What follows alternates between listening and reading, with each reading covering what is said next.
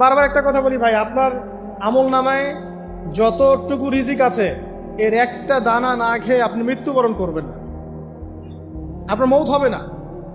এখন আপনার রিজিকটা আপনি কি অবৈধ পথে চাচ্ছেন না বৈধ পথে চাচ্ছেন, এটা আপনার ডিসিশন। আপনি যদি বৈধ পথে চান ওই পরিমাণ রিজিক আপনাকে খাওয়াবেন আল্লাহ পাক, তারপর মৃত্যুবরণ করবেন।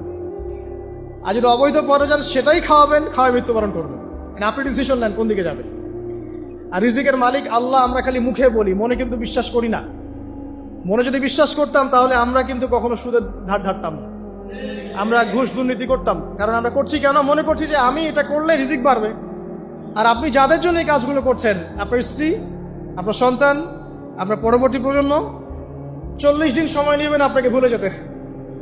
আমরা হালাল অর্থনীতি সার্চ করতে পারি, হারামে যারা যারা আছে আজকে তওবা করি। আজকের এই লেকচার যাদের কানে যাবে, আমরা দোয়া করি আল্লাহ পাক সবাইকে হারাম রিজিক থেকে ফিরিয়ে নিয়ে আসুন।